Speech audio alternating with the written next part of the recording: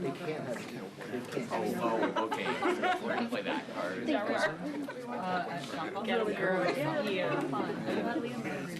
Yeah. That's why, like, that's why. You wouldn't hit a guy with glasses. Yeah. I'm a girl. Yeah, but I also I wear them like this. Yeah. Although actually, if you just click down, I've literally never seen you got glasses. That's crazy. Oh, you're not now. We that's cool. That's I was here. No, I know. I was gonna say like your glasses, like if you're so strong, these glasses don't actually clear, right? I'm about to like lift you now. My actual tennis strong, like I dated her for a while before I like sorry. They tend to increase to no change. And like your face looks pretty. Not bad. And long. Thank you, my face. It took me like 6 months of just coming here with the purpose to expressly like get lost. That's probably what I'm gonna do. Probably have to do an entire day of just like them giving me locations and seeing if I can get there. It's going so good. You know, blonde mustaches are hard to work, okay? Oh, I didn't start on that. I know, I'm in that too. Cool. No, you're good. Always. Talia. I'll shoot you a text so you have Cool. Sounds good.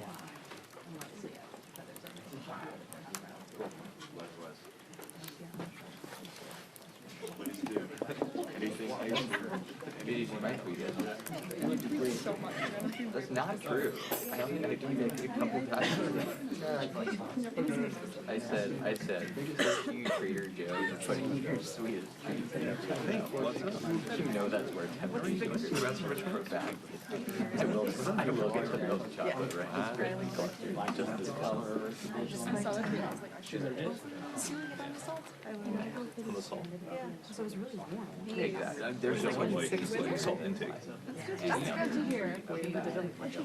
Oh, on Trader Joe's. Oh no. Unless it's the lady. How are you feeling now? Pretty good. Like I could definitely use a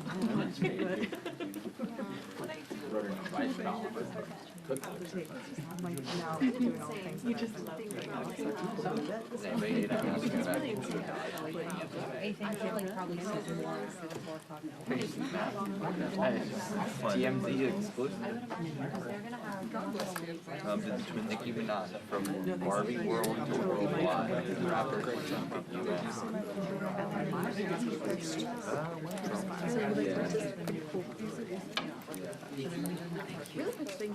Congrats on your run, by the way. It took me a while.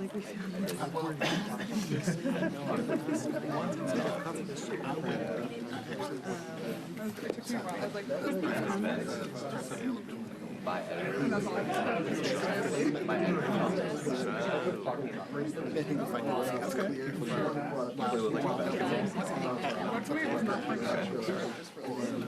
Whatever. There's the point of time. Yeah. It's clear. It's Saturday or Monday night quarterback. It's immediately. Mexican. And that was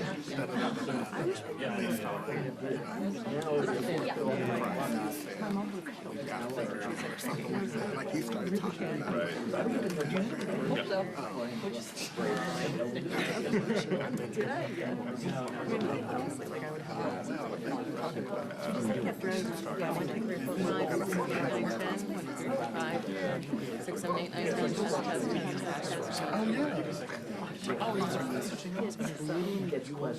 Let's say that we're too inside. We're too.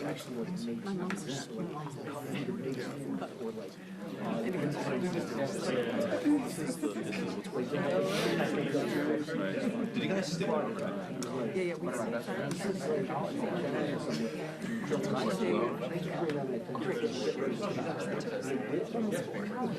Well, that's I-95, right?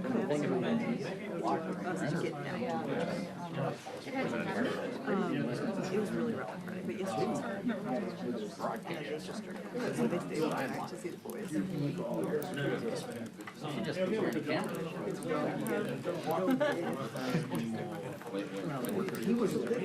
the Alexandria have with me and my wife?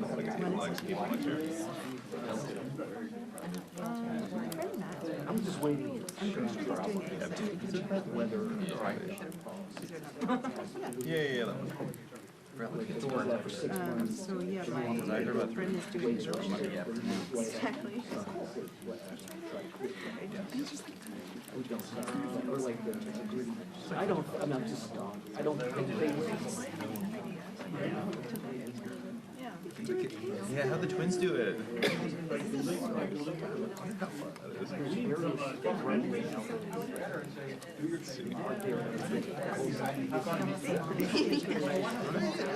Just kind of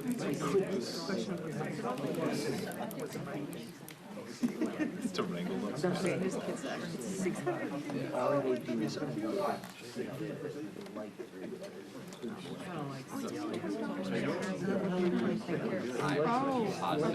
Oh, it's on the road too. It's not. Thank you. By some miracle, I am.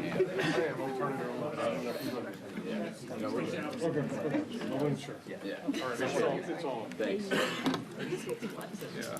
I hope it's Mariano for owner. Okay. people don't want to ask you questions. I'll be glad to take a poll. Heads up.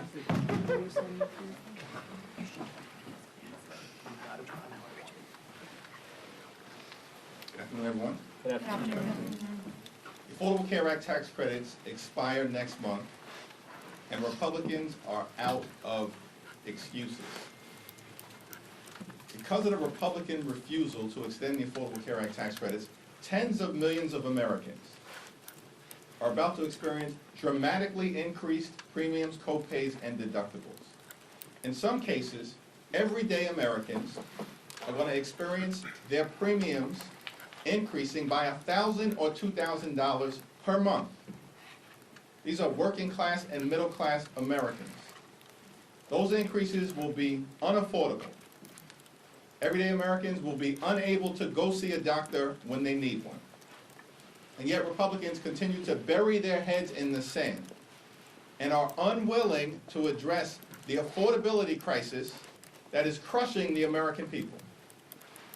This from a group of folks, these extremist Republicans, who spent all of last year lying to the American people, saying to everyday Americans that they were going to lower costs on day one.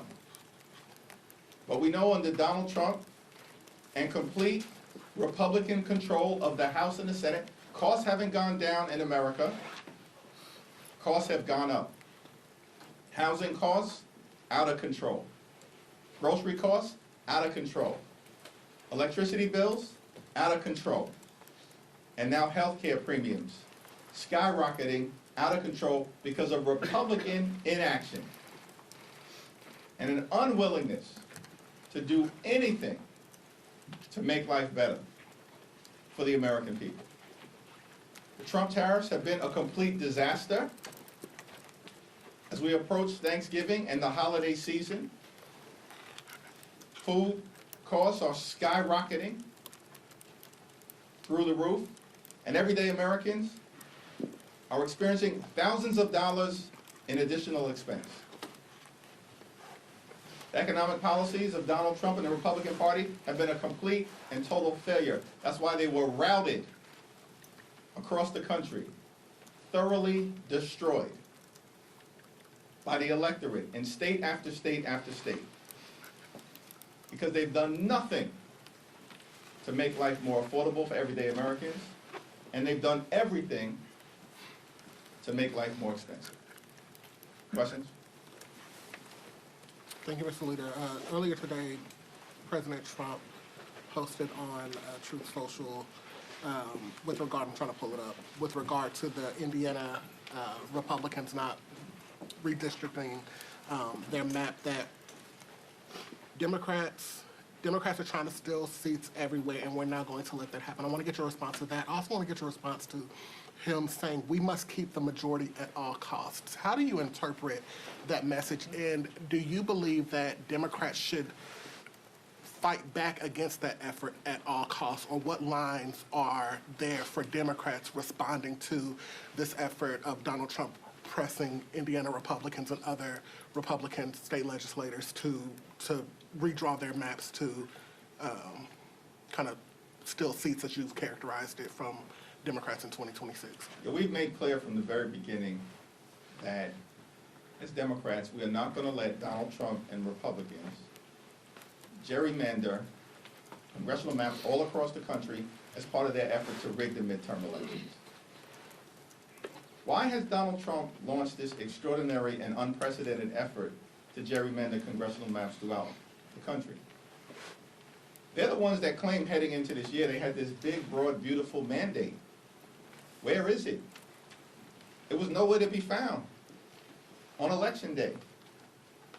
Destroyed in Virginia, in New Jersey, in New York, in Pennsylvania, in Georgia, in Mississippi, in California with Prop 50, up and down the ballot and all across the country.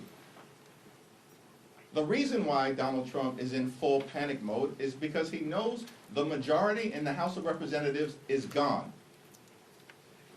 And he's doing everything he can to try to cheat his way to an artificial victory. By the way, this same group of people, this is the lesson that they learned. We came into this year and everyone was talking about how the Democratic Party was dead. Really?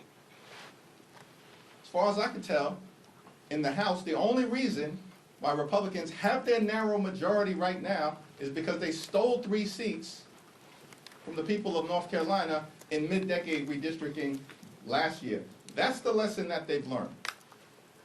Because their policies are unpopular, the outcomes are unpopular, they've delivered nothing for the American people. These folks have been a complete and total disaster.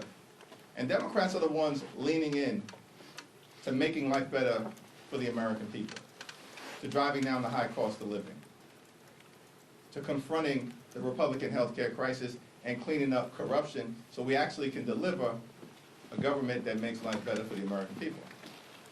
So Donald Trump is in full and complete panic mode right now.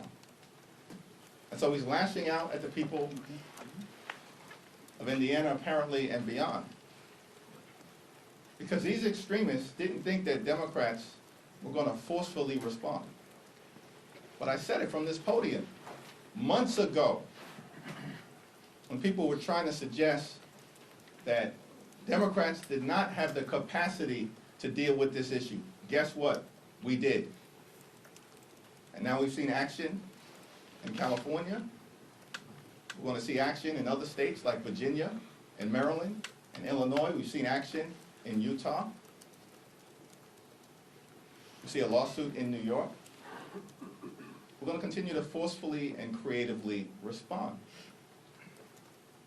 It's not even clear that Republicans are going to net a single seat when this is all said and done. As a matter of fact, it might even be the opposite. And it will serve them well. They started this, we're finishing it. Mr. Leader, 2 questions. One on health care. The president said over the weekend that he's had some conversations with Democrats about some type of direct payment plan, giving money back to people. Have you had any conversations with the president, or are you aware if he's had any conversations with members? And then secondly, on Epstein, the president also just said a short time ago that he might be willing to sign this measure if it clears both chambers. If that is the case, are you comfortable with whatever information is in the Epstein files if it involves or potentially implicates Democrats? Donald Trump appears to have chickened out on the Epstein scandal. He's caved. It's a complete and total surrender. Because as Democrats, we made clear from the very beginning, the survivors and the American people deserve full and complete transparency as it relates to the lives that were ruined by Jeffrey Epstein, who was a monster, and all of those folks who were dealing with him. The wealthy and the well-off. and people who are going to be exposed in full transparency. That's been our commitment from the very beginning, and it's closer to happening this week. The House will act decisively, the Senate needs to act, and Donald Trump just needs to step out of the way and let the chips fall where they may. Now, in terms of the first part of your question, I have no idea what Donald Trump is talking about. I certainly haven't had a conversation with him. I have no visibility into Leader Schumer having a conversation with him. I don't know a single member of the House Democratic Caucus who's had a conversation with Donald Trump. These people continue to bury their heads in the sand and then lie to the American people. This is not that complicated. Time has run out as it relates to extending the Affordable Care Act tax credits. The most viable path forward is for those Republicans, all we need is a handful, to join our discharge petition, just like a handful joined the discharge petition related to Jeffrey Epstein and those files. All we need is a few Republicans to join the House Democratic Caucus discharge petition, and we can extend the Affordable Care Act tax credits for 3 years to provide the American people with the certainty that they need that their health care costs are not going to explode. Leader Jeffries. Hold on. Thanks. Third row. Thank you. Congresswoman Marie Gluesenkamp-Perez has moved to formally disapprove of Congressman Jesus Troy Garcia for his kind of maneuvering with his reelection bid. I'm curious what's your stance on that, and whether you're telling Democrats to vote against formally reprimanding him. I strongly support the motion to table that will be brought this evening, and I expect that it will succeed. Leader Jeffries. Thanks. Third row. Do you think that the manner in which Congressman Garcia retired abruptly for only his chief of staff to take his place, do you think that was wrong? Here's what I think. The American people are focused on the high cost of living in the United States of America. That's what they're focused on.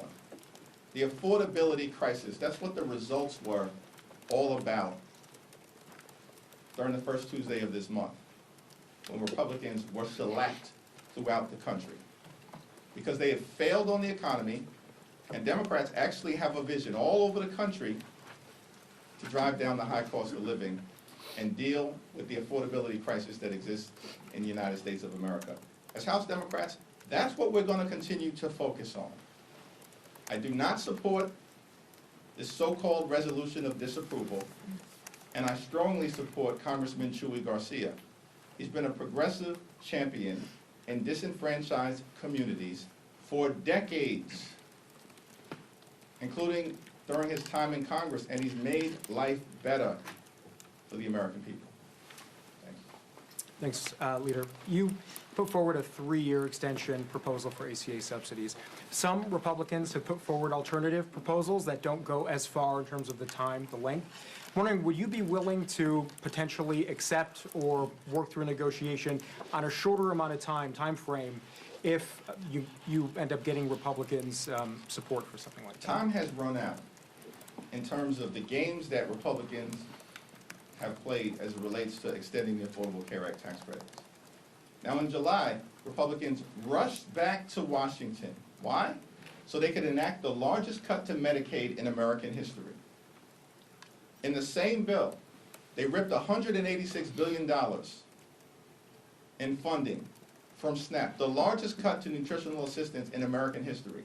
And in doing so, literally stole food from the mouths of hungry children, seniors, and veterans, and all of that was done, setting in motion closures of hospitals, nursing homes, and community-based health centers. All of that was done in that one big ugly bill. Why?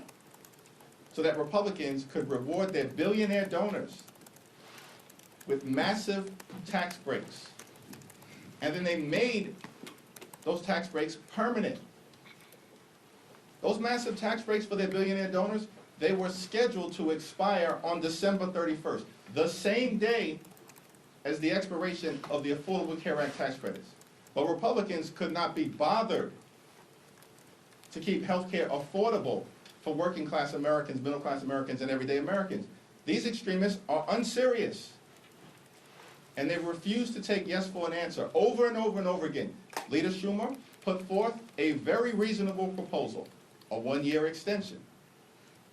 plus a bipartisan commission to discuss what happens relative to healthcare affordability moving forward.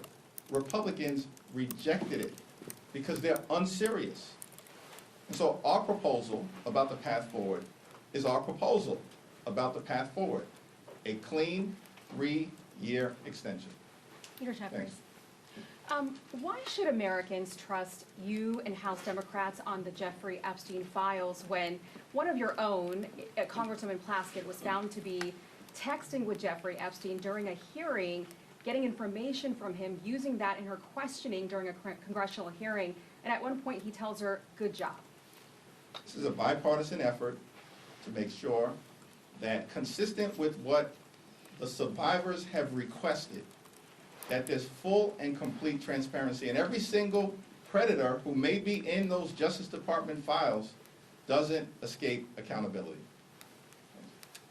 Thank you, Leader Jeffries. New York City Councilman Chi Osei filed paperwork today to run against you to represent Brooklyn. He has said that Democratic leadership has failed to effectively fight against President Donald Trump. What's your response? Come on in, the water is warm. Thank you, Leader Jeffries. I wanted to ask, Representative Burchett and Speaker Johnson alleged that Democrats blocked the UC last week to release the Epstein files. Any comment on that? And did Democrats block that unanimous? I have no idea what Mike Johnson is talking about. He didn't pick up the phone and call me about a damn thing relative to the Epstein files. This guy has been blocking the release of the Epstein files for 7 or 8 weeks. The House has literally been out of session. Republicans have been on a taxpayer-funded vacation for 7+ weeks, refused to swear in Representative Adelita Grijalva. Why did they do that? Because they knew she would trigger an up or down vote on the release of the Epstein files, as she has now done. And we're supposed to believe Mike Johnson's crying wolf now, saying all along it was Republicans who wanted to release the Epstein files? Give me a break. It's not serious. These people are not serious. And we shouldn't tolerate the fact that they continue to lie to the American people on all of the things, on all of the issues. Their lies is what has gotten them in trouble. It's the reason why Republicans were beaten like a piñata on Election Day across America. And why Republicans are going to lose control of the House of Representatives next year, as I predicted earlier this year. Thanks. Thank you, Leader Jeffries. So there's been some backlash over the shutdown ending, people calling Democrats cowardly or spineless. So I wanted to ask, ahead of midterms, what's next for the party from here? Who has suggested that? And who have they said that about? There's been a lot of I'm just asking for the sources. I can't answer a question unless you actually give me the sources so I understand the context of what you're talking about. Was that directed at House Democrats? It's directed at House Democrats, Senate Democrats, Democrats in office. There's just a lot of online murmurings on TikTok, X, everywhere. Online murmurings on TikTok and X aren't anything that I can respond to. What I can respond to is the fact that Democrats in the House, partnering with Democrats in the Senate, have waged a courageous battle on behalf of the health care of the American people, fighting to protect Medicare, Medicaid, the Affordable Care Act, our hospitals, our nursing homes, our community-based health centers, and the fact that it's Democrats who believe in this great country of ours that access to high quality and affordable health care cannot simply be a privilege that is available only to the wealthy, the well-off, and the well-connected. Health care has to be a right that's available to every single American. And the American people know that we're on their side in the context of that health care fight. And by the way, Democrats have been winning elections despite all of the exaggerated news of our demise since January of this year with the special election in Iowa. That was in January in a district that Donald Trump had just won by 21 points. And then we won a special election in New York by 30 points. In February, a special election in Pennsylvania. And then we won a special election in Wisconsin, a state that Donald Trump had just won. That was in April. And we won it by 11 points. In Wisconsin, a swing state, that never happens. In April and then in May, we won a special election in Omaha, defeated a 3-term Republican incumbent, elected the first African-American ever to be the mayor of the all-American city of Omaha. On and on and on. Since January, what do you not get about what's happening in America? And the fact that the American people have rejected Republican extremism, and over and over and over again, time and time again, through the most recent election, embracing Democratic candidates, the Democratic platform, and the Democratic Party. Our House All right, Kevin, and then Obviously, there's no commitment at this point for any sort of action on this Epstein bill over on the Senate side. If it gets a veto-proof majority, if we're talking 100-some-odd Republicans and they don't take it up over there, what does that tell you? What is your reaction? well, I think it's going to be important for Senate Republicans to follow the lead of what is going to be a strongly bipartisan vote in the House. Obviously led by Representative Massey and by Rowe. And I'm thankful for the leadership of both of them. But it's going to be strongly bipartisan in the House, and it probably will be a veto-proof number, certainly given the fact that Donald Trump has just caved once again, spectacularly and publicly, and now wants to pretend, lie to the American people, that Donald Trump all along has been interested in the Epstein files released. Really? Literally, just a few days ago, you summoned Lauren Boebert to the Situation Room to try to continue the Jeffrey Epstein cover-up. Think about this. This is where we're at in America. John F. Kennedy, who created the Situation Room and was in the Situation Room in 1963 during the Cuban Missile Crisis. Bill Clinton, in the Situation Room, dealing with the tragedy of the Oklahoma City bombing in 1995. President Barack Obama, in the Situation Room in 2011, during the successful raid on Osama bin Laden in Pakistan. But in 2025, this is what it's come to in America. Donald Trump is using the Situation Room to advance the cover-up of the Jeffrey Epstein files. This is why Republicans are being rejected all across the country. These are both unserious and dangerous people at the same time. Saudi Prince Mohammed bin Salman is meeting with the president tomorrow, and there's talk of him coming to the Hill. If you had the opportunity, would you participate in such a meeting? And just in general, what's your response to him coming up here? Possibly? Yeah, I haven't had the opportunity to formally review any invitation relative to a possible visit to the Hill, but you know, I'll review it in good faith, as we always do with respect to foreign leaders. Do you have any concern, just given his involvement in previous years in the killing of the Washington Post journalist? I look forward to having that conversation with Gregory Meeks and Adam Smith and Jim Himes about what will be the appropriate approach. Thank The clock's already ticking towards January 30th. Can you report on any progress on the appropriations bills? Are we making any progress on minibus 2? You know, the Senate's going to be out for Thanksgiving, Christmas. I'm just wondering if we're going to be facing another shutdown sort of scenario. Well, our approach as it relates to the upcoming government funding deadline on January 30th is going to be the same as it's always been. We reject a my way or the highway approach. But we, of course, as Democrats, are willing to lean in to finding a bipartisan path forward to enact a spending bill that meets the needs of the American people in the area of health, public safety, and their economic well-being, which means finding ways to drive down the high cost of living and reverse the failed Republican policies that have made life more expensive in the United States of America.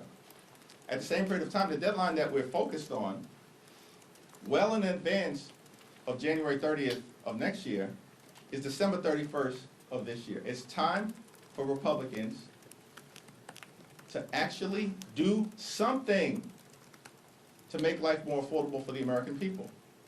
And the path in front of us is to partner with Democrats and extend the Affordable Care Act tax credits so that tens of millions of people do not experience their health insurance premiums dramatically increasing to the point of unaffordability. Because if that happens, it affects everybody across America. In fact, I think the 10 states most impacted, if the Affordable Care Act tax credits are allowed by Republicans to expire, are West Virginia, Wyoming, Alaska, Mississippi, Tennessee, Texas, Alabama, South Carolina, North Dakota, and South Dakota. The 10 states most impacted by the expiration of the Affordable Care Act tax credits. So this is not a partisan issue for us. This is a patriotic fight to protect the health care affordability of the American people in the midst of a devastating Republican health care crisis that is ruining lives, including in rural America, all across our great country. Thank you all. Thank you. Leader, if the president's name is not found in the Epstein files, will you accept that?